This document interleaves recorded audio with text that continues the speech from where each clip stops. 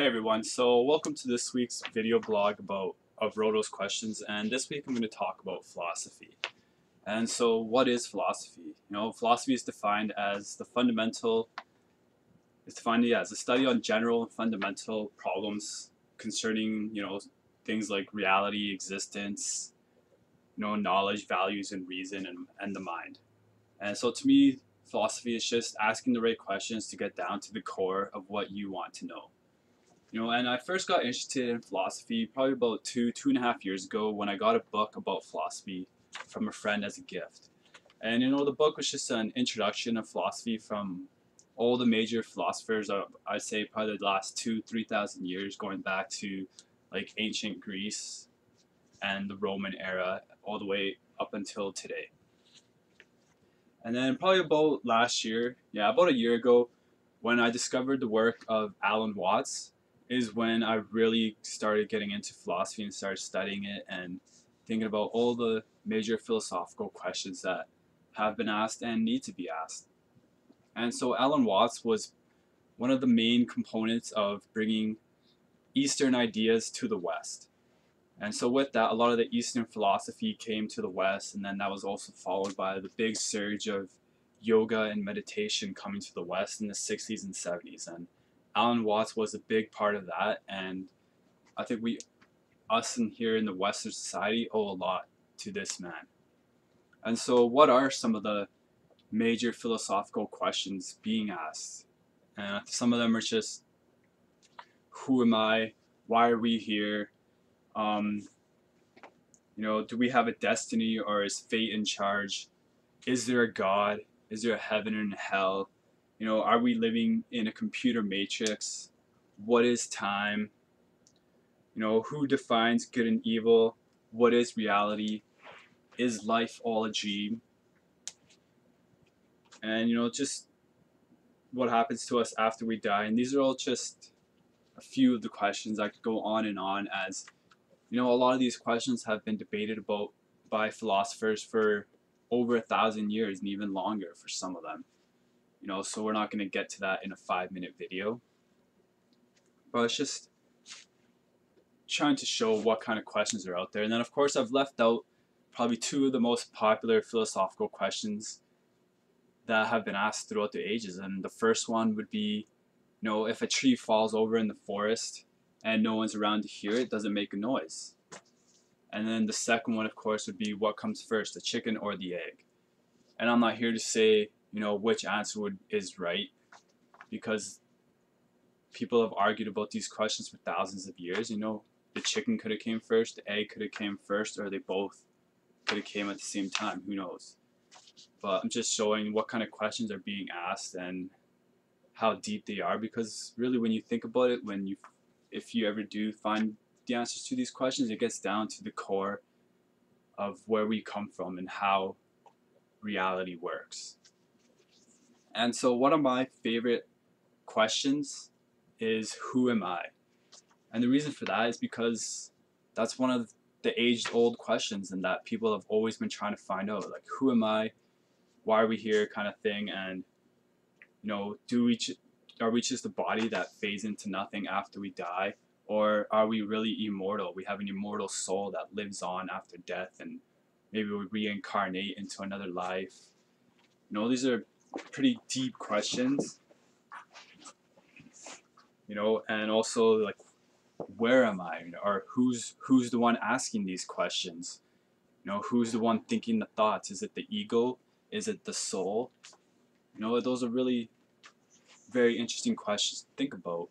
And also, where am I in the universe?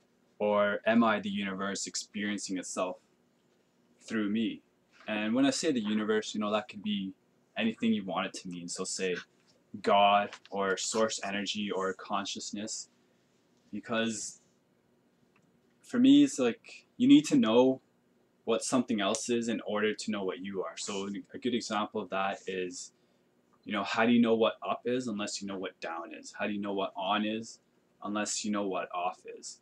So these things are all interconnected, and you can't know one without knowing the other. And so to me, that's a reason why God, or consciousness or whatever, would need us to know what it is, because we're all interconnected. You can't experience yourself without a contrast of a different sort of experience.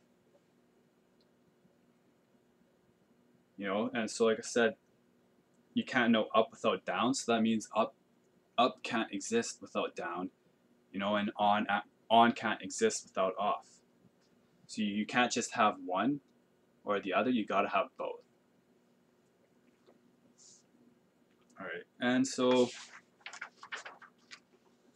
why is it that most people think about these questions from the same perspective? You know, most people think, you know, we're just separate beings. We just gotta watch out for ourselves and take care of ourselves, and that's kind of all that matters.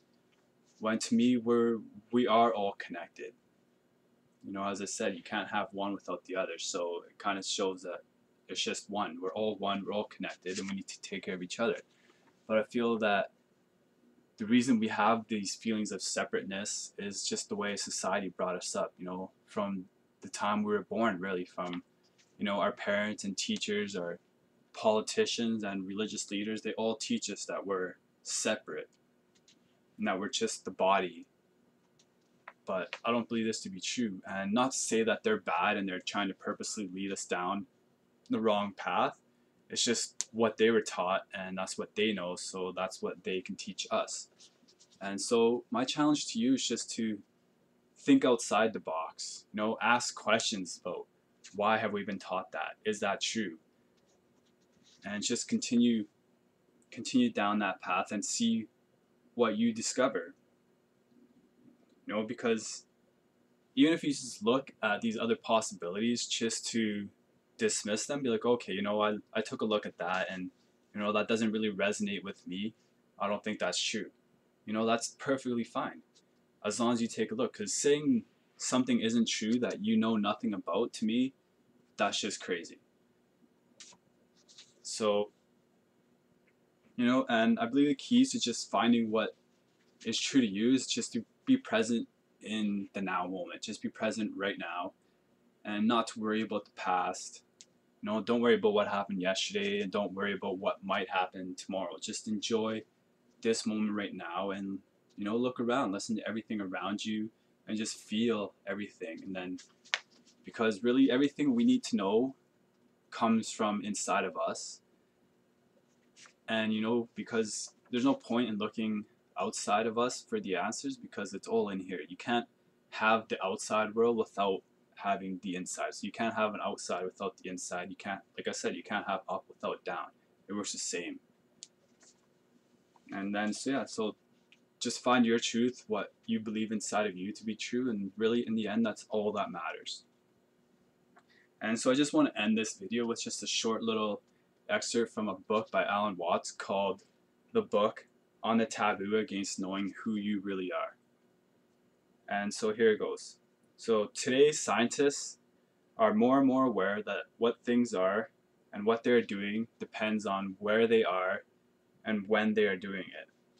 If then the definition of a thing or event must include the definition of its environment, then we realize that any given thing goes with any given environment so intimately and so inseparably that it is more difficult to draw a clear boundary between the thing and its surroundings. You know, so that just gets back to the things like you can't have the inside without the outside, and you can't have up without down. So we're all connected in a way. And so we need to start thinking about ourselves like that and helping each other out instead of just thinking about ourselves. And so yeah, that's my video about philosophy. I hope you guys got something out of it, and yeah, feel free to leave some feedback. Thanks for watching.